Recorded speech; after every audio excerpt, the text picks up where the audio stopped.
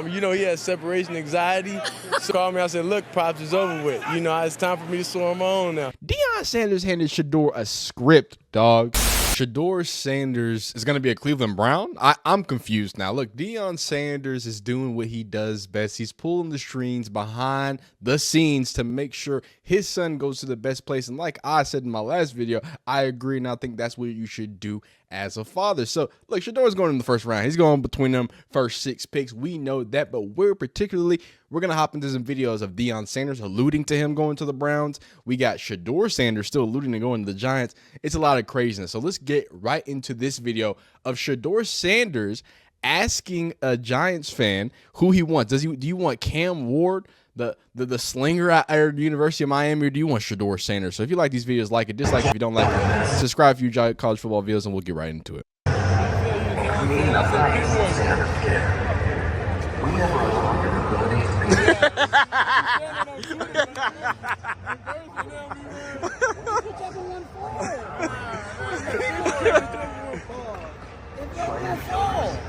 Big one. All right, say, look, say, no, all right, put it this way. Like he said, say Travis go one, say Drew Carter go two. We both failed. We both failed.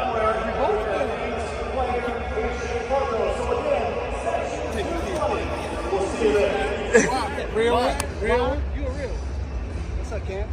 You want 10 games? You want 9? No, it's not that. Yeah, that's what I said. I ain't gonna hurt nobody.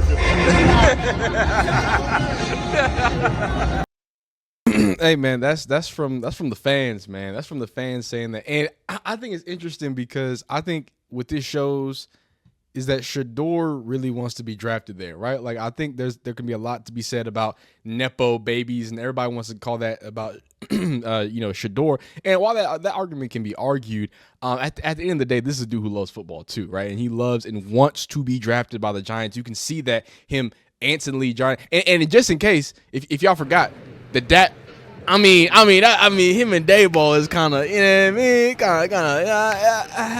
mean, you feel me? So, hey, maybe I'm thinking wrong. Maybe I'm thinking a little different. And but Shedeur Sanders was on the sideline of the Shrine Bowl, giving his opinions about his dad and kind of let him know that, hey, look, I'm trying to spread my wings, Dad.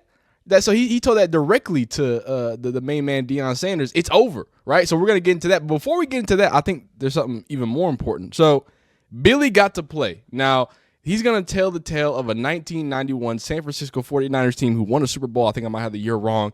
And just remember the name that he says here. My favorite Super Bowl memory is a guy named Billy Musgrave, who was our scout team quarterback. Great player on his own right, but he played on scout. We had Steve Young, NFL offensive MVP. Billy worked his butt off, prepared us, really got us right. But he never played because of Steve Young. So during the Super Bowl, we're kicking San Diego's butt. And I go to George Seifert and I say, put Billy in.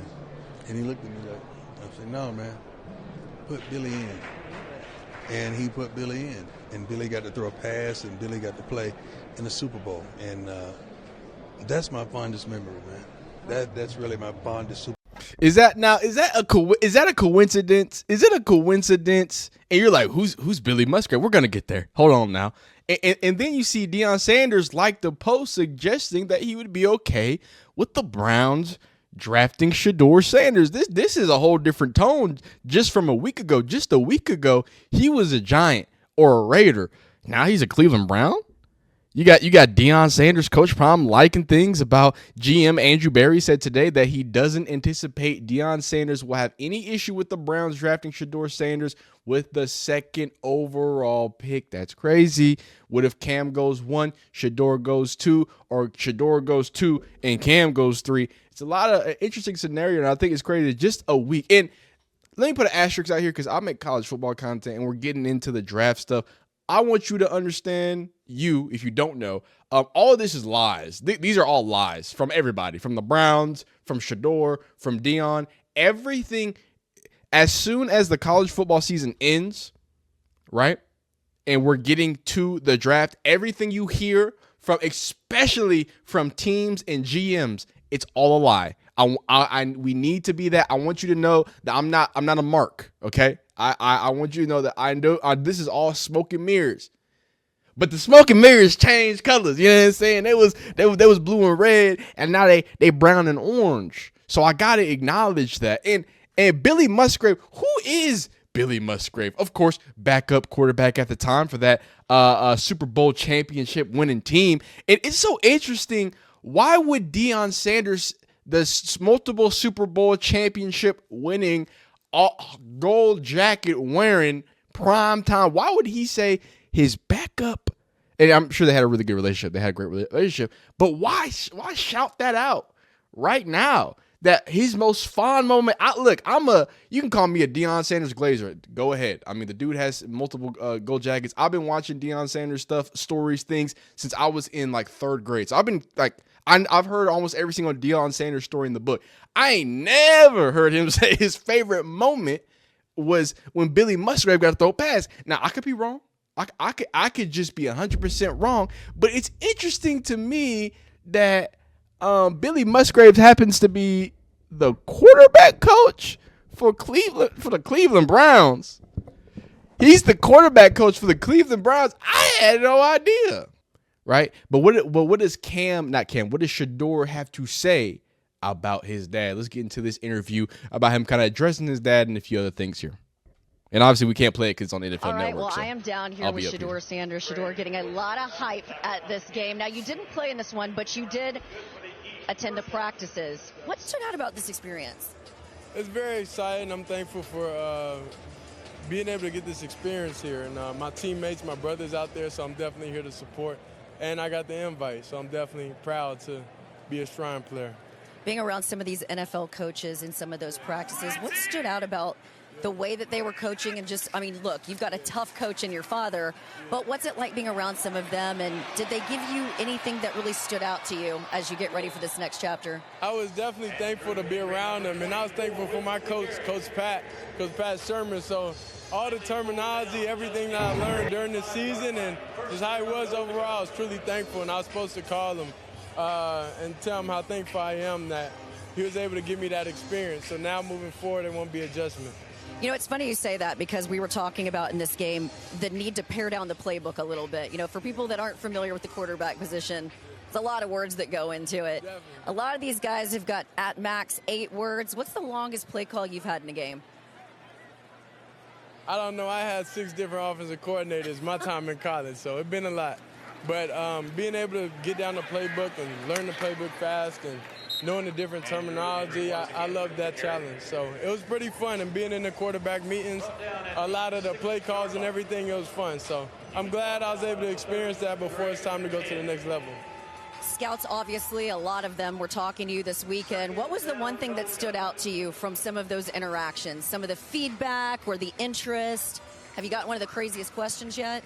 No, the thing that was, my dad was calling me. That was the most funniest thing. My dad would call me. You know, he has separation anxiety.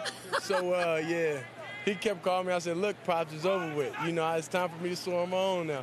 So the coaches enjoyed that. I'm an open book, so whatever questions they have for me, they asked. And I was just excited for the challenge. And the first time they actually was able to meet me in person and talk.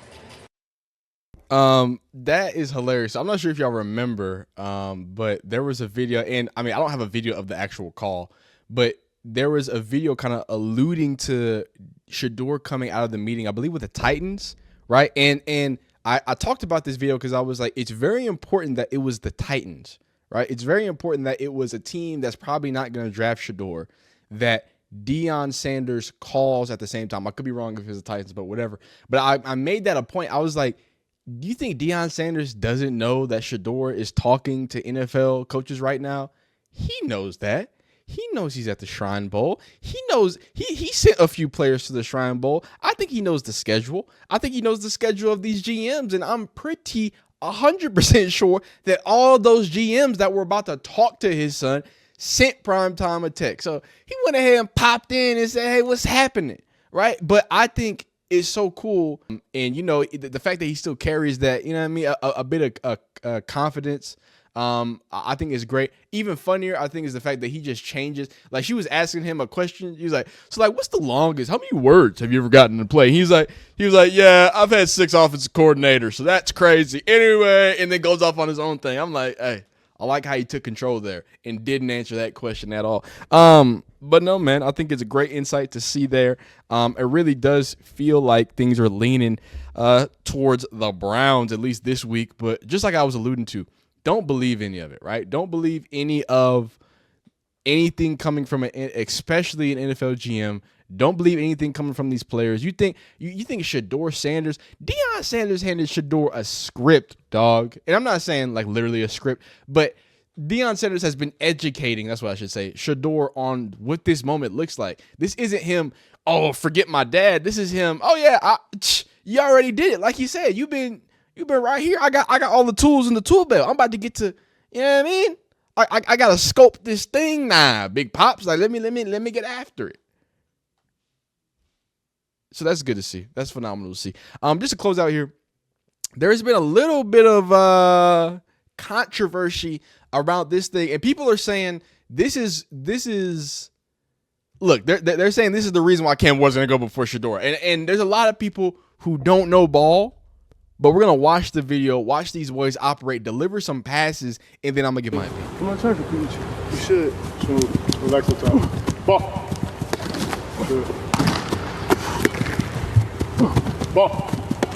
Good. That's a good rep. That's a good rep. Ball. I don't need your validation, bro. Okay. Smooth. I don't know why you pressing with a hat on. You don't play with no hat on. Cause I don't know why you pressing with a chain on. You don't play with a chain on. I do play with a chain on. No, you don't. I swear to God, I do. If I was a D-Tech, I'll easily snatch that. I tuck my shit. I'll never tuck my chain. Yeah, they ain't finna snatch my chain. I'll never tuck my chain. If they want my chain, they gotta come to me and snatch it. Then by the time I take my helmet up and slap his ass. You go. That's not good character. Come on, bro. That's not good character. I'm a team player. That's all I gotta say. But if he snatches the chain, then you gonna take your helmet off and stop him? The team gonna respect what I did. Nah, bro. Well, That's a fine. My team do. Oh, I'll take the fine. Nah, They bro. don't have to buy me a whole new chain. Out of money and the chain. Short. Ball. There it is. Yeah, that's a good one right there, coach. Short. Ball. Oh, coach, don't stop playing with me. Finish. Come on, I'll put it up. Oh, damn, can I say ball? I just want an extra rep. I'm coming back to you, T. He don't listen to what his coach says.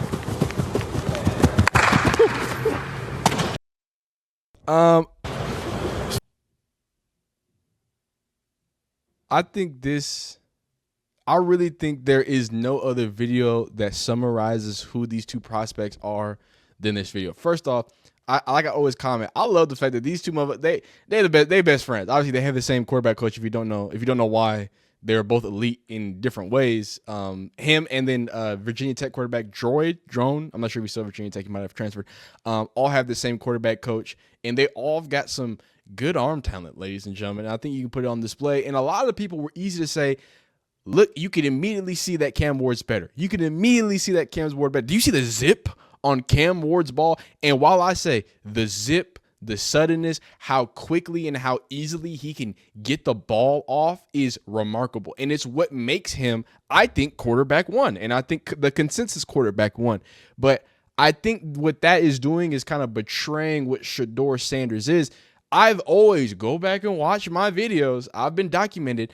I have always been the one to say, hey, look, one of Shedeur's biggest problems is his velocity. He doesn't have the biggest arm either to push it, and he doesn't have the biggest arm to create velocity. Now, Cam Ward, it's easy for him to just generate velocity, right? The way he integrates his hips and the suddenness of it and the explosiveness of it, like he is a baseball, what's it called? He's hitting a baseball bat, the way he's generating and driving with his hips and creating that centrifugal force.